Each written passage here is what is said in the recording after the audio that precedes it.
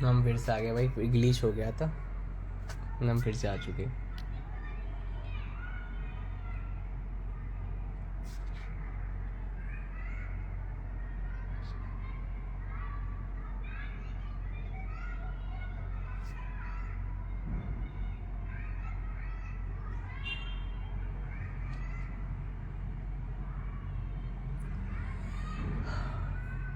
हरी बोल हरी बोल। स्टार्ट करते हैं, 1 मिनट आने दीजिए उनको।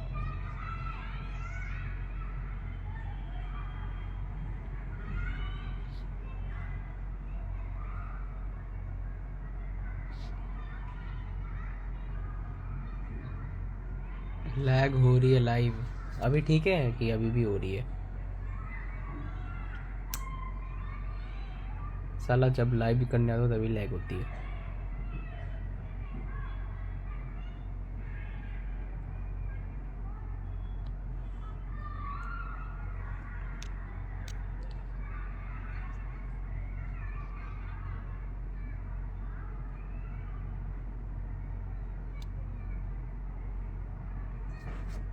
मैं उनको मैसेज करके आया, 1 सेकेंड।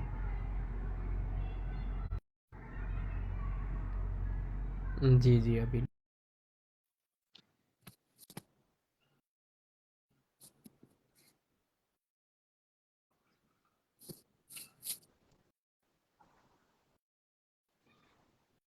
जय माता।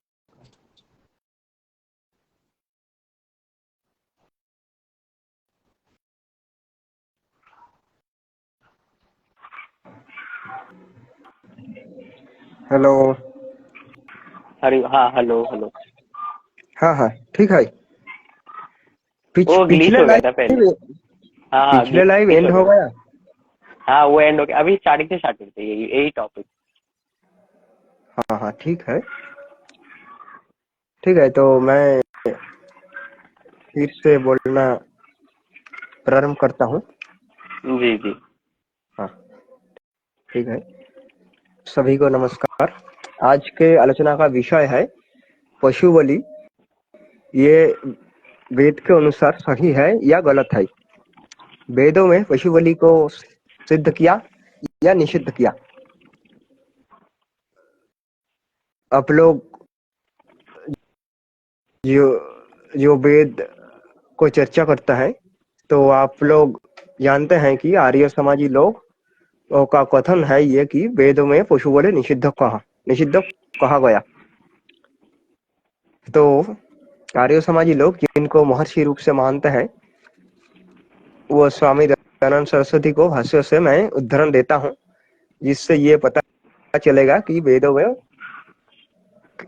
पशुओं को मारने का निषेध है या नहीं।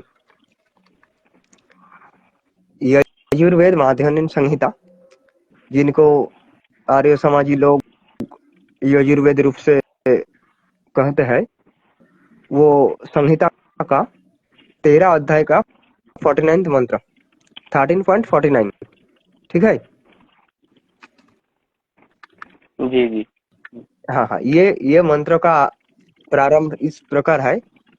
इमं सहस्रं श्वतोधारम उत्सं व्याच्यमानं शरीरस्य मध्ये।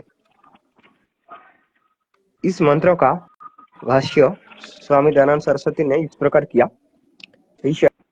फिर मनुष्यों को कौन पशु न मारने और कौन मारने चाहिए यह विषय अगले मंत्र में कहा है। तो आप लोग केवल इस वाक्य को पढ़ने से आप लोगों को पता चलेगा कि वेदों में सभी पशुओं को मारने का निषेध नहीं कहा। अगर कहा तो स्वामी दयानंद सरस्वती का भाष्य तो अप्रामाणिक हो जाएगा ना। तो उन्होंने इस मंत्रों का पदार्थ किस प्रकार किया तो मैं पढ़ता हूँ, आप लोग सुनिए। पदार्थ। हे अग्नि, दया को प्राप्त हुए परोपकारक राजन, तू जनायो मनुष्यादि प्राणी के लिए इमम इस सहस्रम असंख्य सुखों का साधन श्वतधारम असंख्य दूत की धनाओं के निमित्त व्यच्यमानम अनेक प्रकार से पालने के यज्ञ उत्सम हुए के समान रक्षा करने हारे वीर्य सेवक वैल और घृतम घी को दुहानम पूर्ण करती हुई अदितिम नहीं मारने योग्य गाऊ को माहिंसी मत मार। और तेरे राज्यों में जिस आरण्यम वन में रहने वाले गवयम गांव के समान नीलगाय से खेती की हानि होती हो तो उसको अनुदिशा में उपदेश करता हूँ।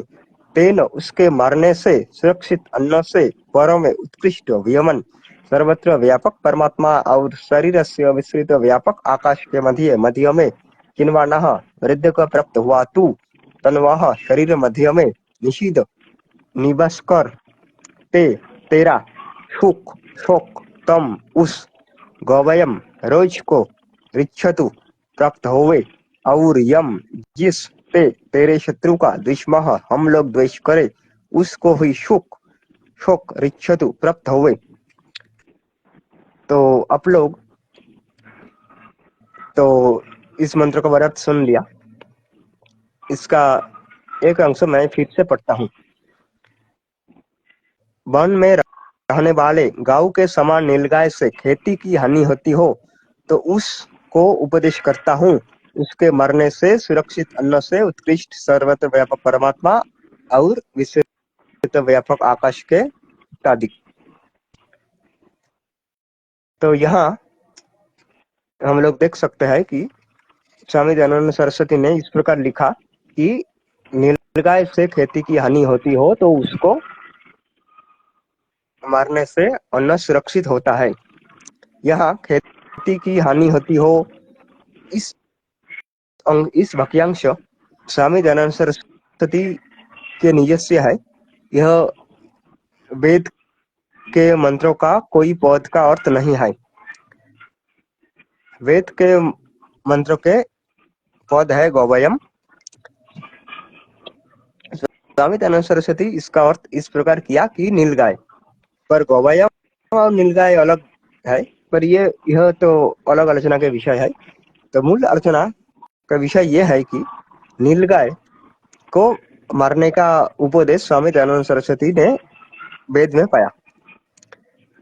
इससे आर्य सामाजिक लोग जो कहते हैं कि वेद में सभी पशुओं का वध करने का निषेध किया गया, यह मंतव्य खंडित हो जाता है, क्योंकि स्वामी दयानंद सरस्वती का भाष्य तो उन आर्य समाजी लोगों के लिए मान्य ही है। ठीक है ना? जी जी बिल्कुल। हाँ हाँ, मैं फिर से भी प्रमाण देता हूँ। ठीक है।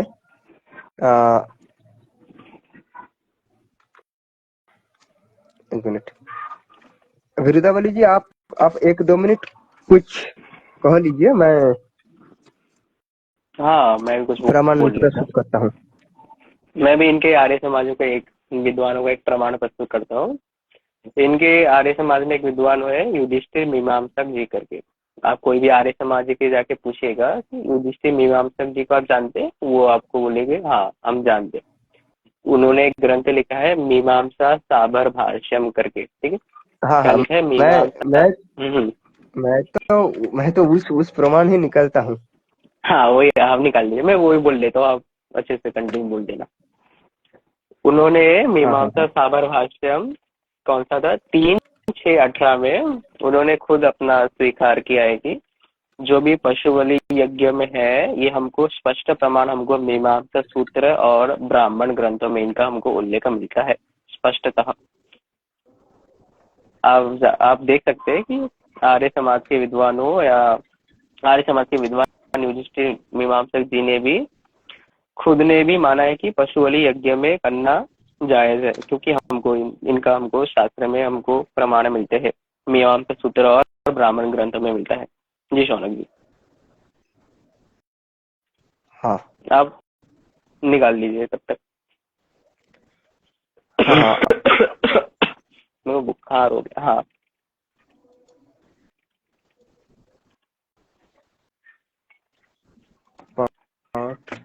3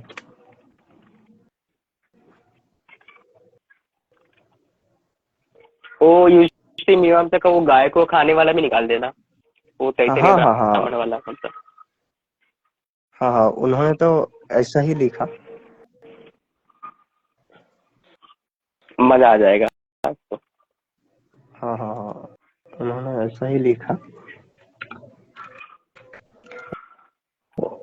युधिष्ठिर मीमांसक जी, आर्य समाजी, उन्होंने तो ऐसा भी लिख दिया कि ऐतरेय ब्राह्मण के समय ब्राह्मण लोग गाय को भी खाते थे।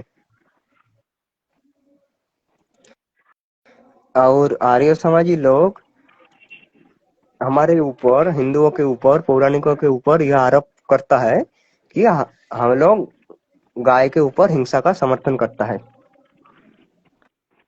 सच में तो आर्य समाजी लोगों ही ऐसा समर्थन करता है ना। जी। आप उनको सत्यार्थ प्रकाश को वो फर्स्ट एडिशन में देख सकते हैं, गाय को मानने वाला भी कुछ है उसमें, देखा था एक बार। हाँ हाँ, वो तो प्र, प्रथम संस्करण में था। हटा अगले संस्करण में तो निकाल स्वामी दिया है। दयानंद सरस्वती इसको निकल दिया। तो उन्होंने चार। ऐसा कह दिया, छल किया कि सत्यार्थ प्रकाश के प्रथम संस्करण के समय उन्होंने हिंदी उत्तम रूप से नहीं जानते थे। पर बात तो ये है कि ठीक है, उन्होंने हिंदी नहीं जानते थे तो उन्होंने संस्कृत में या गुजराती में तो लिख सकते थे ना।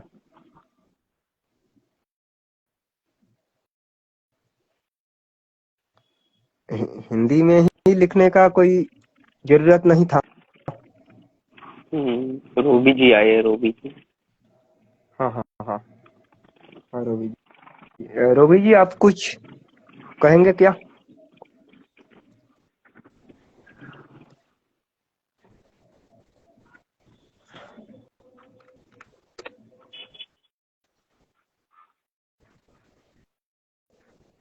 हाँ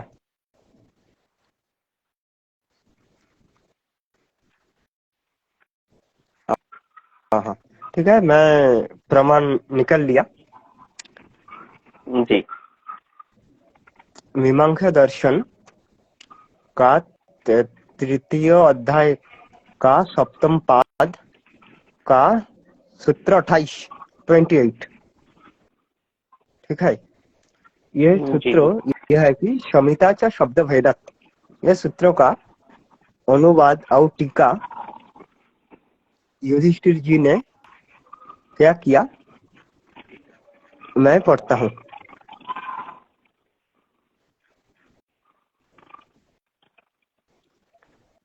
हाँ, सूत्रार्थ स्क्रीन शेयर नहीं समिता होगा? भी। हाँ बोलिए। স্ক্রিন শেয়ার হবে না? না না না, ইনস্টাগ্রামে হয় না, এটাই তো ও সমস্যা। হ্যাঁ, আপনাকে মানে অন্য কোনো ডিভাইস থেকে দেখাতে হবে, মানে আপনার ক্যামেরা ওপেন করে, তাহলে হবে। ঠিক আছে, আমি দেখছি, এক মিনিট। বুঝতে পেরেছি। ঠিক আছে, ক্যামেরাটা কি করে অন করা যায়? হ্যাঁ, ठीक है, आ गया ना? जी जी। हाँ, दिख रहा है। शमिता च शब्द, हाँ, शमिता च शब्द भेदक सूत्रार्थ शमिता भी शब्द संज्ञा के भिन्न होने से पूर्व निर्दिष्ट ऋतुमय से भिन्न होता है। व्याख्या, शमिता भी शब्द भेद से भिन्न होता है। यहाँ आप लोग देख सकते हैं कि ऊपर में युधिष्ठिर जी ने लिखा कि शमिता पशु को मारने वाला है। ठीक है ना, शमिता पशु को मारने वाला है, और पशु को मारा नहीं होता तो शमिता के ऊपर ऐसा आलोचना तो मीमांसा दर्शन में रहने का कोई जरूरत नहीं था ना। हाँ, यहाँ आप लोग देख लीजिए, शमिता भी शब्द भेद से भिन्न होता है। अध्वर्यु आदि से शमिता शब्द भिन्न होता है। इस शमिता संज्ञा वाले को यह कर्म करना चाहिए, इसीलिए इस संज्ञा वाला पुरुष उत्पन्न करना चाहिए अर्थात प्राप्त करना चाहिए। इस के कथन से संख्या की वृद्धि जानी जाती है। इस कारण शमिता लभ्य होवे और भी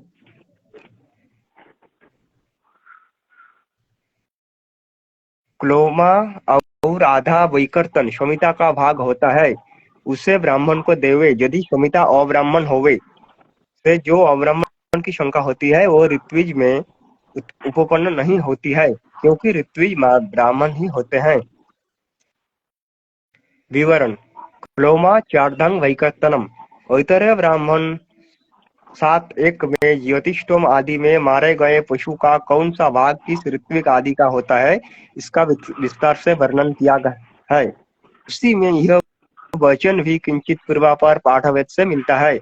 सायन की व्याख्या अनुसार प्लोमा शब्द से हृदय का वास्तवती मांस खंड अभिप्रेत है और वैकर्तन से अन्य वाम स्कंध में स्थित प्रौढ़ मांस खंड अभिप्रेत है।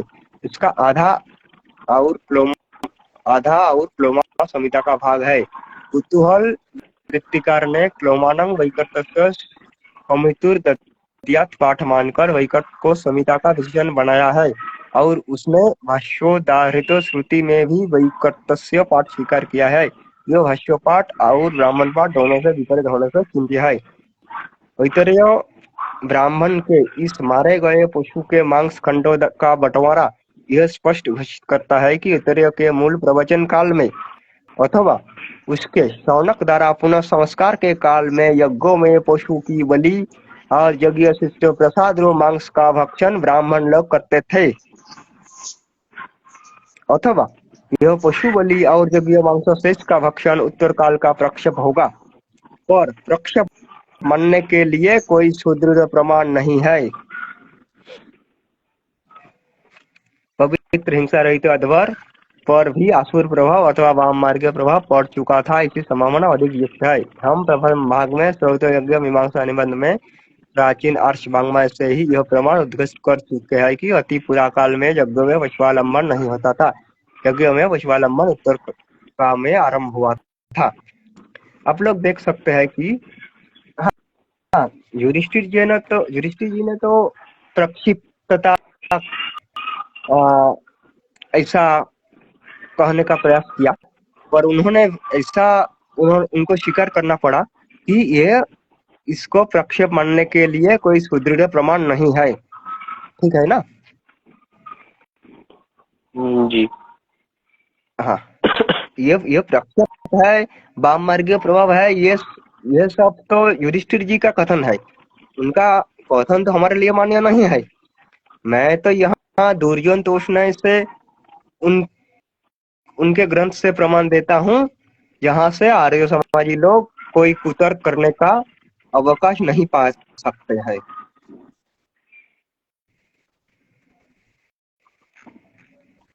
ठीक है।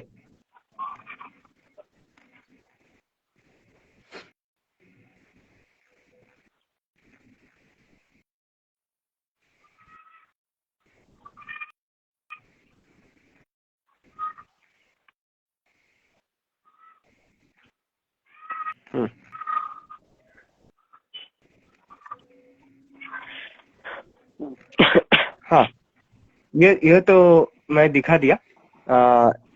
इससे बाद और कुछ प्रमाण तो दिखाना है। हाँ, विरुद्धावली जी आप बोलिए, मैं प्रमाण निकाल लूंगा। क्या बोलूं? ये मैं कुछ बोलूं? हाँ हाँ, आप बोलिए, आप कोई भी बोलिए। मेरा प्रश्न ये है कि क्या वेदों में प्रमाण है पशु हिंसा का? बिल्कुल है। हाँ, मैं तो दयानंद सरस्वती का भाष्य से ही प्रमाण दिया कि दयानंद सरस्वती ने यजुर्वेद का 13.49 का भाष्यों में ऐसा लिखा कि नीलगाय को मारो। आर्य समाजी लोग कहते हैं कि वेदों में सभी पशु को मारने का निषेध कहा गया, और आर्य समाजी लोगों के यह वाक्य सत्य है तो स्वामी दयानंद सरस्वती का वाक्य मिथ्या हो जाता है। ठीक है ना?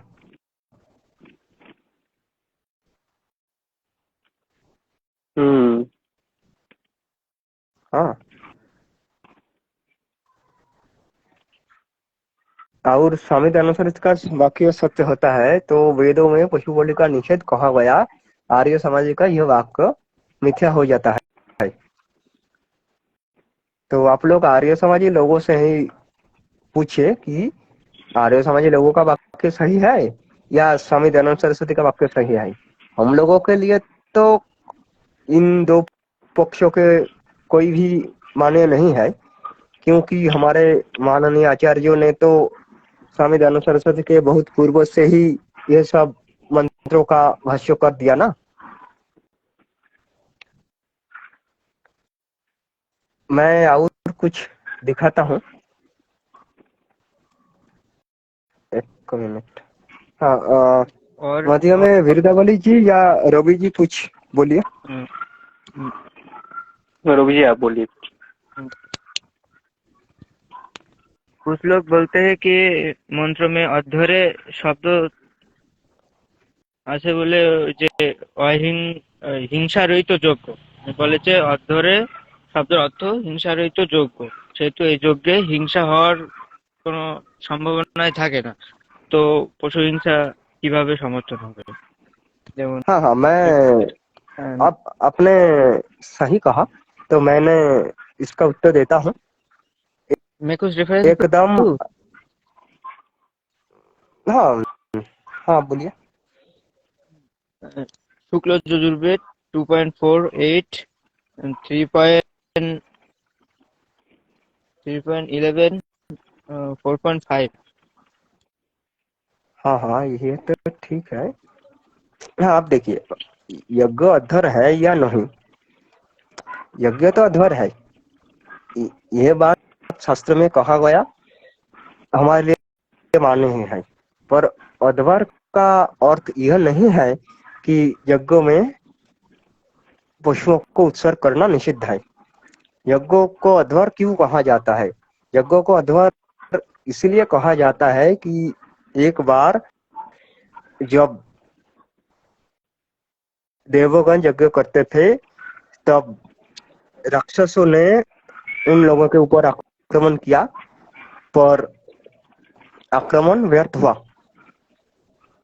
ये दिखा सकते हैं? हाँ हाँ, मैं प्रमाण निकालता हूँ।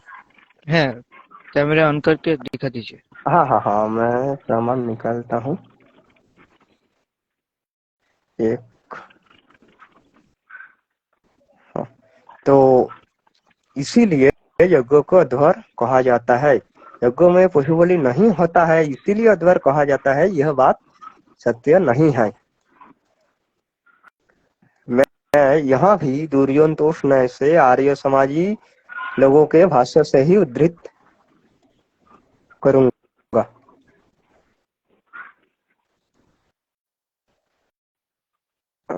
एक, हाँ,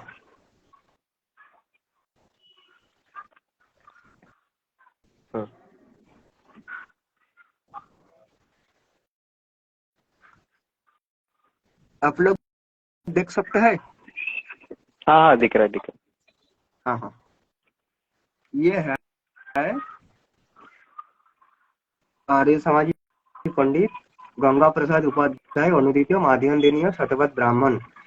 आप लोग ऊपर में यह दिखा सकता है कि यह आर्य समाज फाउंडेशन चेन्नई एंड ई गंगोत्री द्वारा डिजिटाइज हुआ।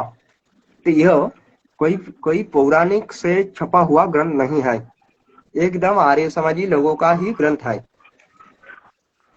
ठीक है, तो यहाँ जो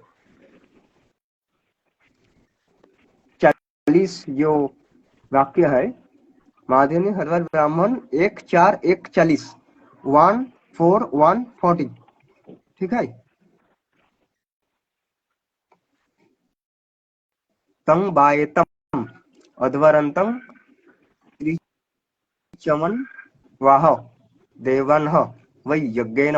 इसका अनुवाद मैं आप लोगों के सामने, आप सभी लोगों के सामने उपस्थित करता हूँ। अध्वर शब्द वाले त्रिच 3 ऋचाओं से समूह को पढ़ता है। जब देव यज्ञ कर रहे थे तो उन, आप सुन पा रहे हैं ना? हाँ हाँ सब सुन ही रहे। हाँ हाँ, जब देव यज्ञ कर रहे थे तो उनके शत्रु असुरों ने उस यज्ञ का विध्वंस करना चाहा, परंतु विध्वंस की इच्छा करते हुए भी वह विध्वंस न कर सके, वे हार गए, असुरों ने हार गए। इसीलिए यज्ञों का नाम अध्वर हुआ। जो इस रहस्य को समझता है और अध्वर शब्द वाले त्रिच को पढ़ता है, उसके शत्रु उसका विध्वंस सहते हुए भी उसका विध्वंस नहीं कर सकते, वे परास्त हो जाते हैं। वो सौम्य अध्वर को करके विजय प्राप्त कर लेता है, जीत जाता है। ठीक है, आप लोग ये देखिए, ये गंगा प्रसाद जी का अनुवाद है, मैं यह भी दिखा देता हूँ। गौतम ब्राह्मण प्रथम भाग, पंडित गंगा प्रसाद उपाध्याय विरचितया रत्नदीपिका हिंदी टीकयोपेतम। ठीक है, जी। यह प्राय नई दिल्ली से प्रकाशित हुआ।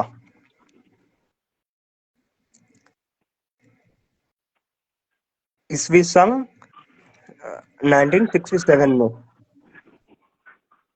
हिंदी टीकाकार आचार्यवर पंडित गंगा प्रसाद उपाध्याय। ठीक है, तो इसी से यह भी पता चलता है कि अध्वर, यज्ञों को अध्वर इसीलिए कहते हैं कि राक्षस लोग देवों के ऊपर आक्रमण करने में सफल नहीं हुआ, यज्ञ को विध्वंस करने में सफल नहीं हुआ, इसीलिए यज्ञ को अध्वर कहते हैं। यज्ञ तो अध्वर है, पर यज्ञ में पशुवध नहीं है, इसीलिए अध्वर है, यह बात सत्य नहीं है। और कुछ प्रश्न है तो आप लोग कहिए।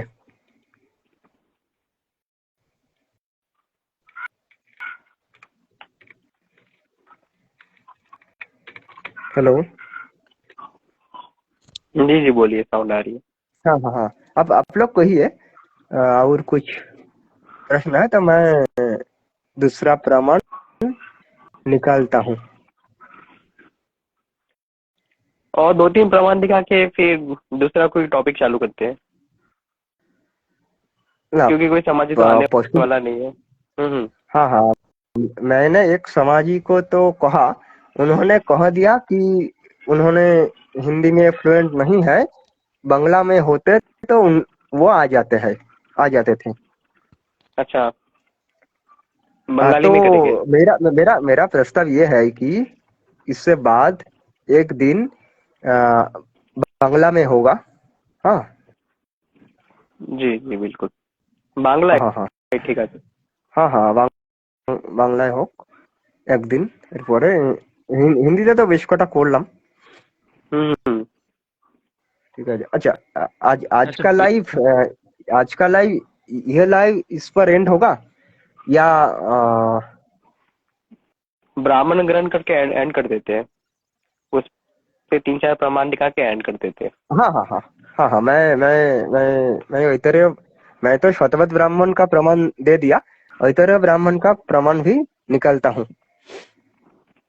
जी जी, आप निकालिए, हम तब तक অনেক বেদ हाँ মন্ত্রে हाँ পশুদিগকে রক্ষা করতে বলা হয়,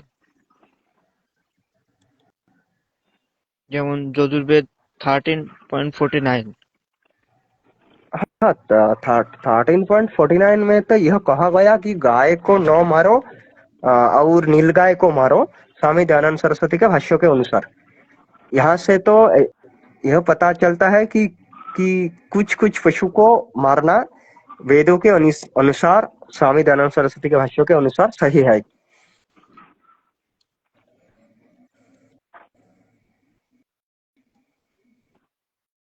मैंने तो 1349 का प्रमाण पहले ही दिया।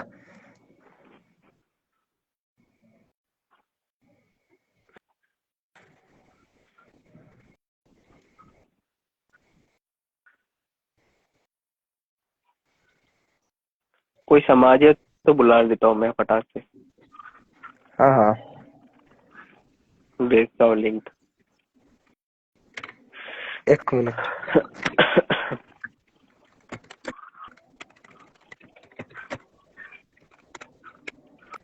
डिबेट टेलीग्राम पे होगी, इधर तो प्रमाण दिखाने में बहुत मुश्किल होगी। हाँ,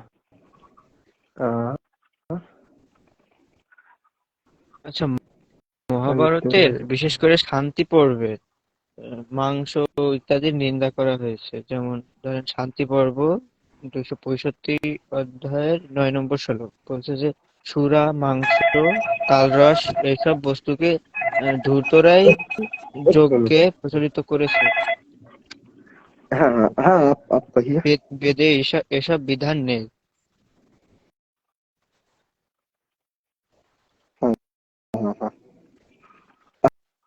हाँ हाँ हाँ, एक मिनट। मैं अ, और एक व्यक्ति ने ज्वाइन हो चाहता है। अ, कौन कौन? हाँ हाँ, मैं उनको लिंक देता हूँ। उन्होंने भी अ, वीरदावली जी के समगोत्रीय है, गौड़ीय वैष्णव है उन्होंने। अच्छा अच्छा।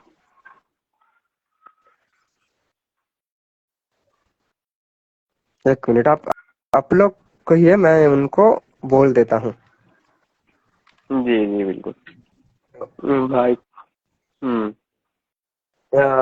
মিনিট মিনিট মিনিট কিভাবে করা যায়?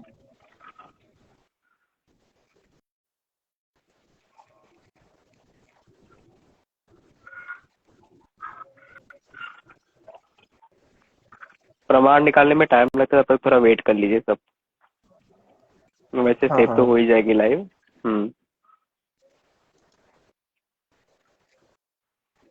हाँ,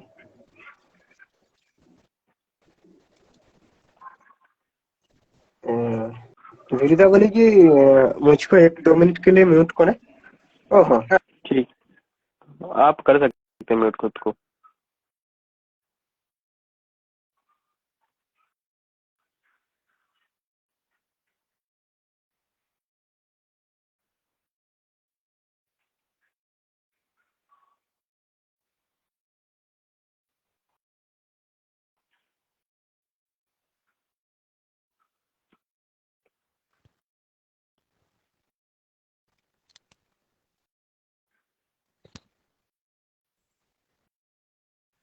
हाँ, उन्होंने आता है। जी जी।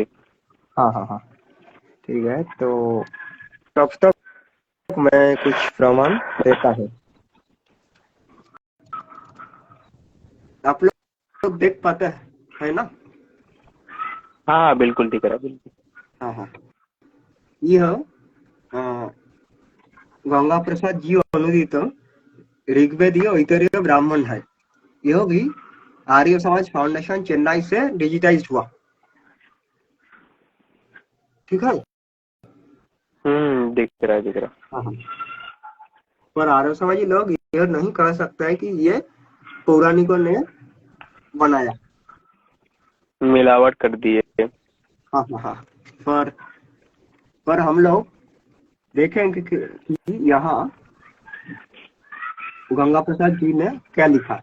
पहला अध्याय यह है, सातवीं पंजिका का पहला अध्याय। ठीक है। जी। हाँ, पहले अध्याय में क्या लिखा है? अब पशु के बांट का विषय है, उसके विभाग कहेंगे। दोनों जबड़े और जीभ प्रस्तुता के लिए, गरुड़ रूपी छाती उद्गाता के लिए, कंठ और तालु प्रतिहर्ता के लिए, दाहिना नितंब भौता के लिए, बायां ब्रह्मा के लिए, दाहिनी जांघ मैत्रा वरुण की, बाईं ब्राह्मणचंशी की, दाहिनी बगल कंधे सहित अध्वर्यु की, बाईं उपगताओं की, जो सामगान करने वालों के सत्य पढ़ते हैं, बायां कंधा प्रतिप्रस्थता के लिए, दाहिनी बाजू का नीचे का भाग नष्टा की, बायां पोता की, दाहिनी जांघ अच्छा बाक को, बाई अग्निद्र को, दाहिने बाजू का ऊपरी भाग अत्रेयी को, बायां सरस्व को, रीढ़ की हड्डी और मूत्राशय की नलिका गृहपति को, दाहिने पैर भोज देने वाले गृहपति को, बाएं पैर भोज देने वाले गृहपति की स्त्री को, ऊपर का होंठ इन दोनों का शामिल है, इसको गृहपति ही बांटेगा। पूंछ को पत्नियों के लिए ले जाते हैं, लेकिन उनको चाहिए कि उसी किसी ब्राह्मण को दे देवें। कंधे का मांस 3 की कस ग्रावस्तुत के लिए, 3 दूसरे की कस और पीठ के मांस का आधा भाग नेता को गर्दन के मांस का दूसरा अर्ध भाग और बायां क्लोम कटने वालों को वो यदि स्वयं ब्रह्मा न हो तो उससे ब्रह्मा को दे देवे। सिर सुब्रह्मण्य को जो कहता है स्वः सुत्यंग, चमड़ा सुब्रह्मण्य का है, जो ईड़ा का भाग है वो सब का है होता का विकल्प से। ये सब 36 टुकड़े होते हैं। इनमें से हर एक एक एक अक्षर है जो यज्ञ को ले जाते हैं।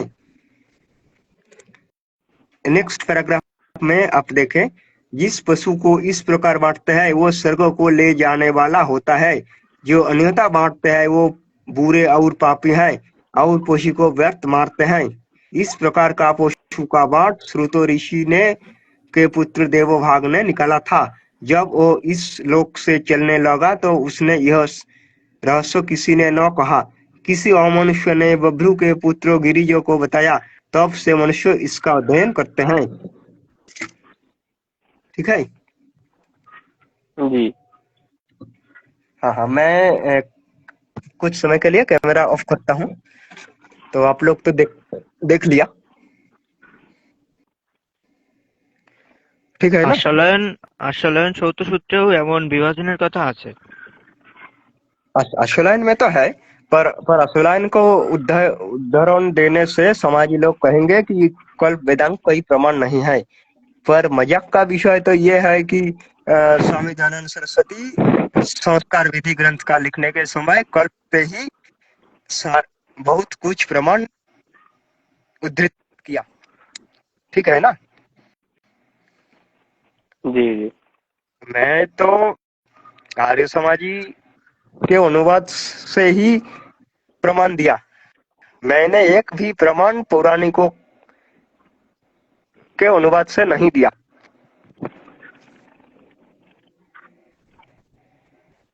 ठीक है ना? तो जी। आ, हाँ, और कुछ प्रमाण मैं निकालता हूँ। अब तब तक रवि जी कुछ बोलिए,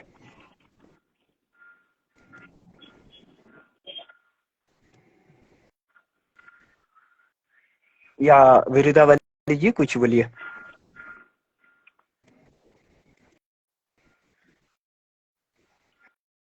हेलो। हाँ हाँ, पशुवली का प्रमाण हमको कल्प ग्रंथ बहुत सारे में मिलते हैं। जैसे आपसम स्रोत सूत्र हो गया, फिर अपना कातायन स्रोत सूत्र हो गया, इत्यादि इत्यादि में हमको प्रमाण मिलता है। मैं रखा था हाँ एक जगह, ऐसे मैं भेज दूंगा। इंस्टाग्राम में क्या वो नहीं होता है ना, वो पीडीएफ बना के दिखा सकते हैं, वो सिस्टम में नहीं है। मैं तो दिखाता, मैं बना के रखा था इधर। जितना याद है वही बोल सकते हैं इतना। एक एक मिनट, मैं और एक प्रमाण भी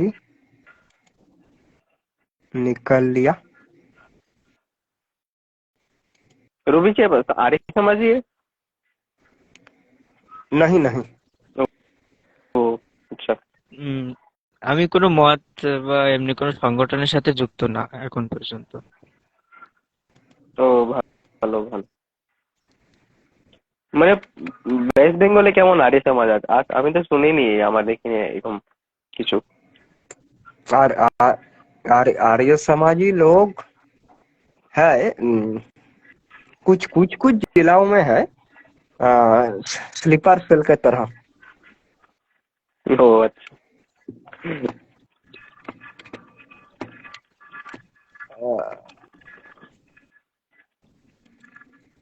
ठीक है। तो ये और एक प्रमाण आप देख सकते हैं। यह भी ऐतरेय ब्राह्मण गंगा प्रसाद जी का अनुवाद।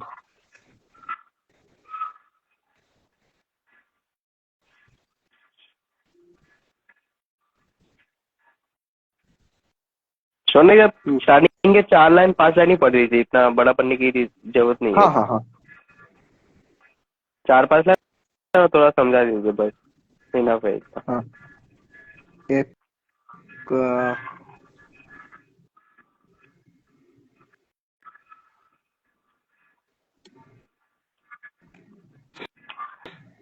हम्म 40 मिनट हो गया है, लास्ट के 20 मिनट ही बाकी है, स्ट्रीम एंड हो जाएगी फिर। हाँ हाँ हाँ हाँ हाँ 40 हो गए ना। हाँ 40 मिनट हो गए। हाँ हाँ ठीक है कोई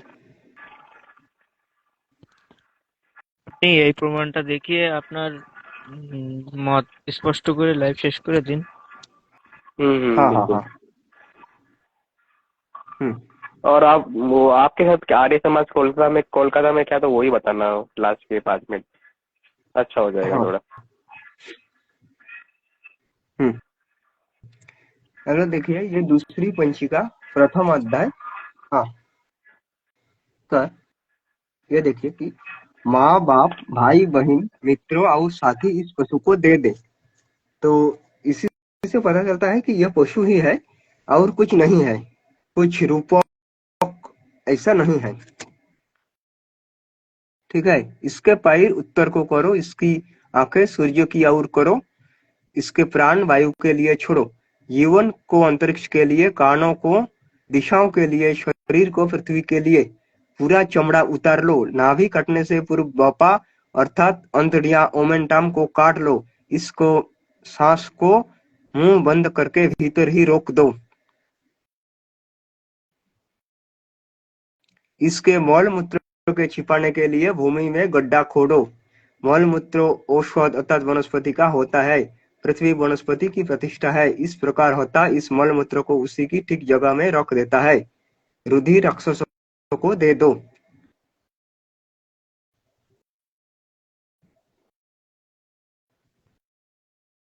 देवों में अद्रिगु वो है जो समिता अर्थात पशु को चुप करता है, और अपा वो है जो उसे नीचे डालता है। यह शब्दों को कहो कर वो पशु को उनके हवाले कर देता है जो उसे चुप करते हैं या उसका वध करते हैं। होता तब कहता है कि हे वध करने वालों, जो कुछ भी सुकृत अर्थात पुण्य कर्म है वो इसमें वह और दुष्कृत है वो अन्यत्र चला जाए। देवताओं ने यज्ञों के लिए पुरुष पशु को प्राप्त किया या मारा, पर उसका वो अंश जो मेद बनने या आहुति जो को था उसमें से निकल गया। ठीक है, तो यहाँ से आप लोग देख सकते हैं कि हम लोग आज के लाइव में 4 प्रमाण दिया, यजुर्वेद माध्यम संहिता का। हाँ हाँ हाँ यजुर्वेद माध्यम संहिता का, यजुर्वेद शतवत ब्राह्मण का, ऋग्वेद ऐतरेय ब्राह्मण का और मीमांसा दर्शन का सभी प्रमाण हम लोग दुर्जन तो न्याय के अनुसार आर्य समाजी लोगों के अनुदित ग्रंथ से ही प्रमाण दिया। और हम लोगों के मानवीय ग्रंथ जो में तो पशु बलि का उल्लेख है ही। हाँ, रवि जी ने एक सवाल उठाया कि महाभारत में तो पशु बलि का निंदा किया गया, ठीक है ना। हाँ हाँ बात सच बात ये है कि शास्त्र विधि के अनुसार पशु बलि सही है, शास्त्र विधि को उल्लंघन करके पशु को मारना निंदनीय है। यह बात मनुस्मृति में के पंचम अध्याय में भी पाया जाता है। महाभारत में युधिष्ठिर जी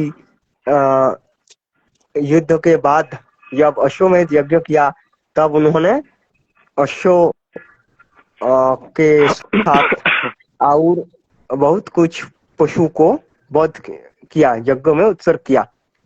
उनके यज्ञ में तो व्यास जी उपस्थित थे। जब यदि पशु बलि वेद के विरुद्ध है तो तब व्यास जी ने युधिष्ठिर जी को ऐसा नहीं क्यों कहा कि पशु बलि तो वेद विरुद्ध है, तुम क्यों पशुओं को मारते हो। उन्होंने तो ऐसा नहीं कहा ना। जी हाँ, सच बात यह है कि पशु बलि सही है जब यह शास्त्र के अनुसार होता है। शास्त्र विधि उल्लंघन करके पशुओं को मारना निज उदर पूर्ति के लिए, सिर्फ निज उदर पूर्ति के लिए पशुओं को मारना निंदनीय है, निषिद्ध है। इसका निंदा महाभारत में किया गया। ठीक है, और कुछ प्रश्न है तो बोलिए, या हम लोग लाइव एंड कर दूं? हाँ, एक एक हम्म। व्यक्ति ने एक एक व्यक्ति ने एक प्रश्न किया मुझको टेलीग्राम वार्ता में, कि धातु पाठ और निघंटु के अनुसार और दिखाना है, तो मैं उनको यह आंसर दिया कि निरुक्त में पशुवध है। उन्होंने रेफरेंस चाहा, निरुक्त 2.3 या 2.5 में गाय के चमड़े के ऊपर बैठकर सोमरस निष्कासन करने का बात कहा गया, और चमड़े को प्राप्त करने के लिए तो पशुओं को मारना होगा ना।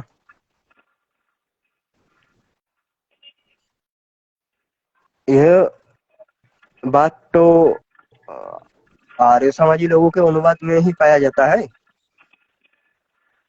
ठीक है, और ये वृंदावली जी, मैंने आर्य समाजी लोगों के लिए जो शास्त्रार्थ के आह्वान दे दिया, तो आप उसके ऊपर कुछ बोल दीजिए, उसके बाद आप लाइव को एंड करिए। जी हाँ हाँ, आपने जो भेजा था ना मेरे को, वो फोटो था, मतलब वो येलो कलर के उस पे इनवाइट का। हाँ, वो मैं आज स्टोरी पे डाल दूंगा, बुला लूंगा सबको। वैसे इंस्टा पे है नहीं ज्यादा, वो टेलीग्राम पे ही हमको देखना पड़ेगा। और फिर इंस्टा पे अगर किसको मैं भेजूंगा तो वो लोग बोलेंगे कि आप हमारे ऋषि आज के चैनल है, उधर आए, आप उधर करें। तुम्हारा फिर आपको आपको टारगेट करते कि बोलते कि तुम्हारा ये शौनक देखो भाग गया, पहले भी हमारे साथ हुआ था, तुम लोग छल कपट करते हो, डिबेट में आके ये करते हो वो करते हो, ऐसा मतलब बहाना देते। डिबेट की वजह से बात करते बहाना देना चालू कर देते, तुम छल कपट करोगे, हम नहीं करेंगे तुम्हारे इस चैनल पे आके, नहीं ऐसा तो मुड़ने लग हाँ, जाते। मेरी बात एकदम क्लियर है कि जिनको डिबेट करना है, ये दोनों पक्ष को कैमरा ऑन करके मुंह दिखा के ही करना होगा। जी जिन्होंने जिन्होंने इन्हें सत्य का पक्षधर है, उनको मुंह दिखाने से कोई दिक्कत है क्यों? नहीं होना मैं तो चाहिए वैसे। हाँ, मैं तो हर लाइव में ही मुंह दिखाता है, एक मिनट के लिए भी दिखाता है। फिर इधर वो ठीक है बोलने ना? लगे फिर उधर वो बोलने लगते तुम हमारा इमेज लेके हमको तुम टारगेट करोगे, तुम ब्लैकमेलिंग करोगे हमको, ये करोगे वो करोगे, फिर हम इससे मुंह नहीं दिखाएंगे। तुमको बस शादी वादी करना है क्या मुंह दिखा के, ये सब बहाना देने लग जाते। इससे पता चलता है कि उन्होंने सत्य का पक्षधर नहीं है, इसीलिए उन्होंने ऐसा उलट पलट बात करते हैं। आप कुछ भी मतलब ठीक बोलते है। हुए इनके पास मतलब बहाना रेडी रहता है, मतलब कुछ भी मतलब कैसे भी हाँ टालना है हाँ इनको।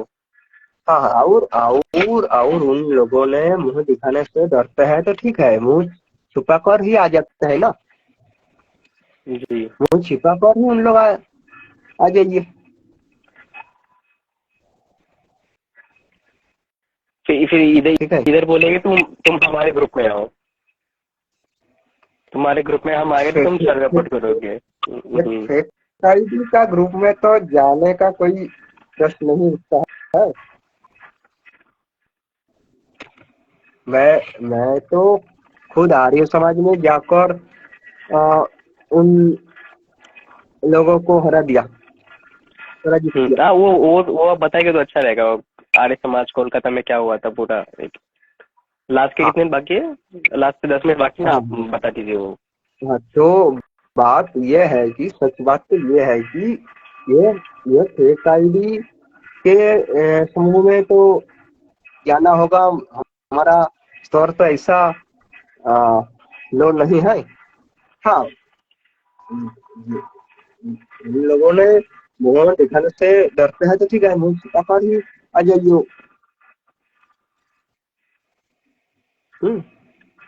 ठीक है, तो जी इसके बाद आप लोग एंड कर दीजिए।